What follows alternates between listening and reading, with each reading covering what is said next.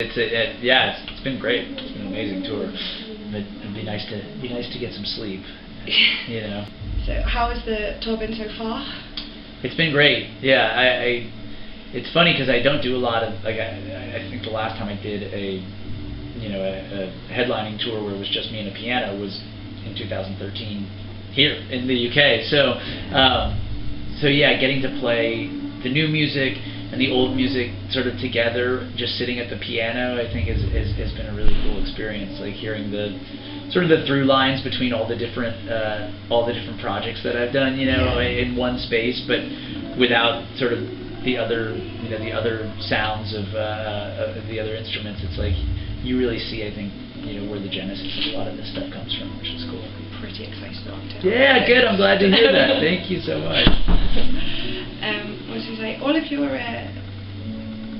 lyrics are a little bit they always seem really personal. Yeah. Does it ever worry you that you're putting yourself out there so much that?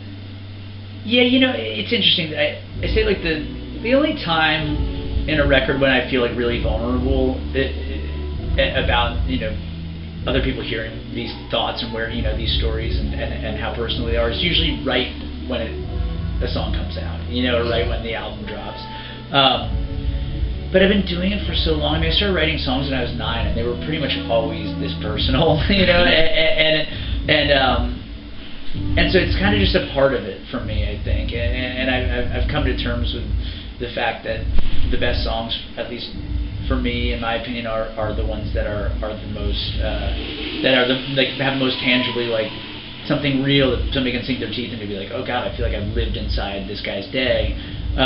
And so yeah, you take the good with the bad, but I don't worry about it too much. Do you think that's what your fans appreciate most about you, that they can sort of feel what you're feeling at that time, or like? I think so. I think there's something to be said about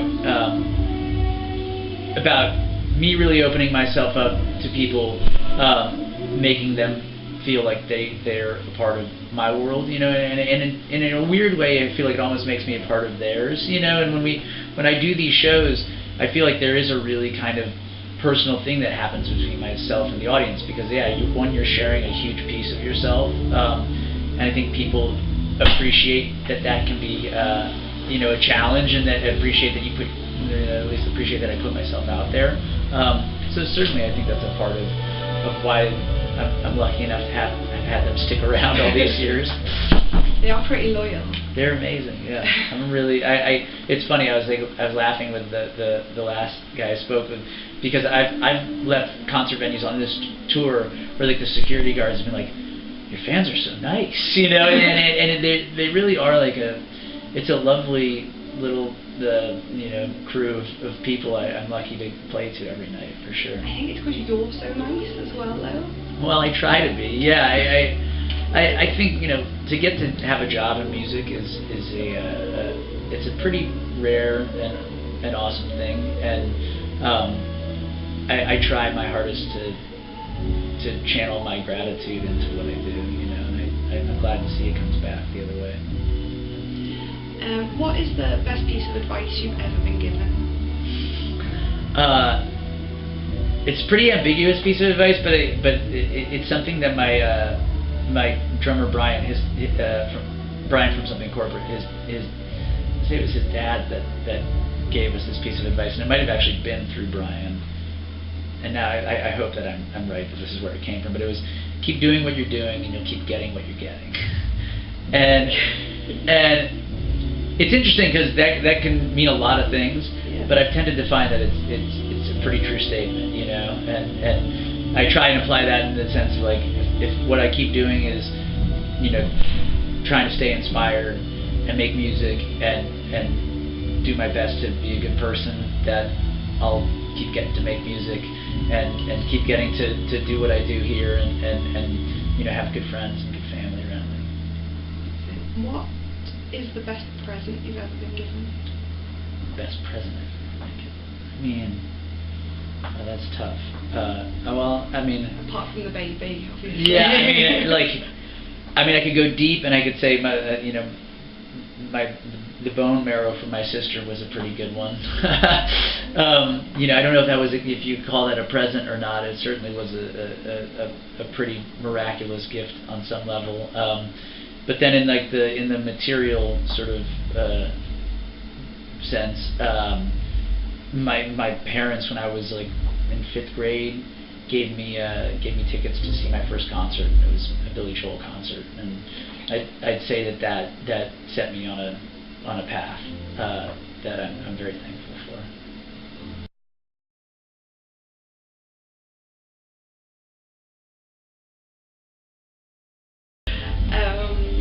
Okay, let's get silly. If you Yeah. woke up as a woman tomorrow, what's the first thing you'd do? I woke up as a woman tomorrow, what's the first thing I do? Well, I probably couldn't say on camera. Sorry, that was horrible. I don't know. I guess I go get pampered. I go hit the salon and get my nails done or something. I don't know. I'll probably do that anyway. I'm a guy. Anyway. Fair enough. What have you got in your pockets right now? I don't think I have anything in my pockets. I got a wallet, and that's it. A wallet and a hotel and a key to a hotel room. What was the last thing you bought? Like not including like food or something to that effect. Yeah. Last thing I bought.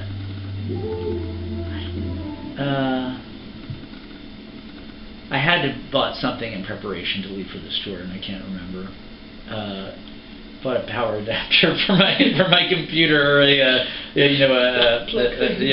adapter for the U.S. to British electrical conversion. Yeah, there you go. Hamster-sized rhino or rhino-sized hamster? Okay, hold on.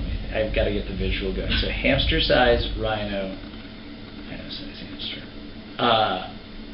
I think just for scale alone, the rhino-sized hamster would be a little more amusing to me. Jeez, I think that would be terrifying. You know, I know, but I mean, but wouldn't it be awesome? You just look at it. Just seeing a rhino would be scary enough, but to see it, I'm going rhino-sized hamster. If you became king of the world, what is the first rule you'd put in place? These are impossible questions. If I became king of the world, first rule I would put in place. I don't know. These embarrass me so much. I never have a good answer for these, and I inevitably say something horrible, and you're filming it, so it'll be on YouTube in the morning.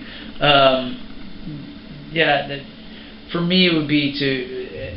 It wouldn't pay off in the long run, but I'd have way less driving infractions if there was no speed limit. So I'm curbing the speed limit where I live.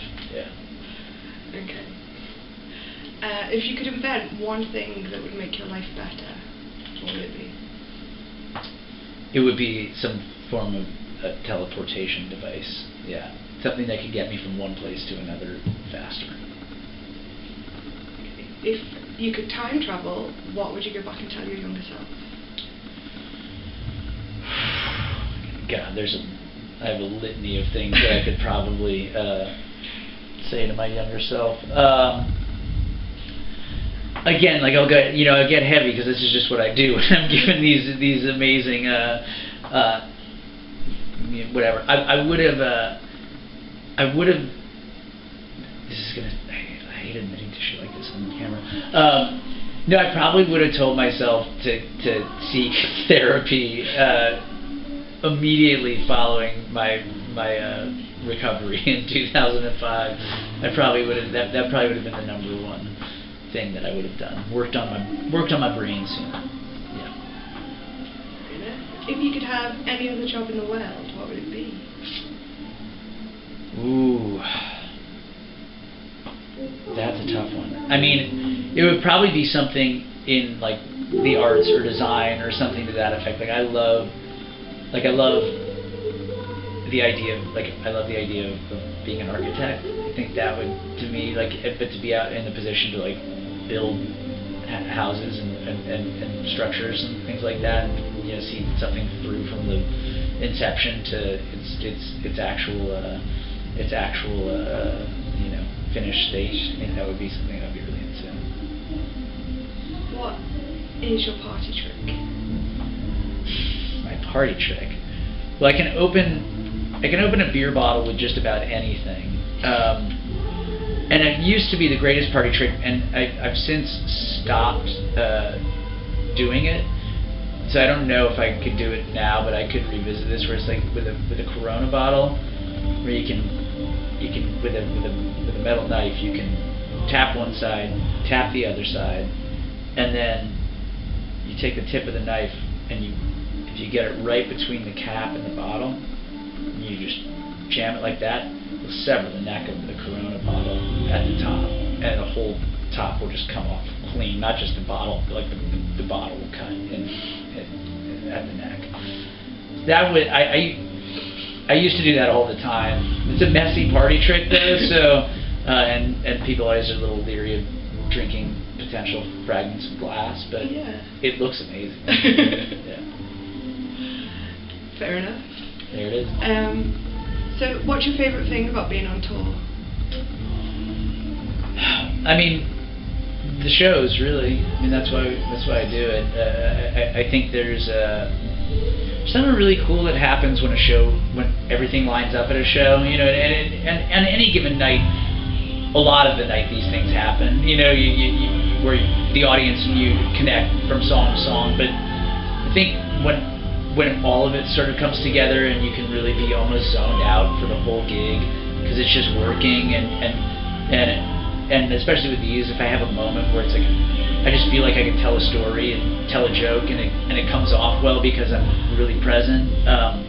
That's like my favorite thing about being on tour is like those perfect moments of sort of clarity and presence of mind where you and a whole room of people seem to be sharing one brain or one experience, I guess, if that makes sense.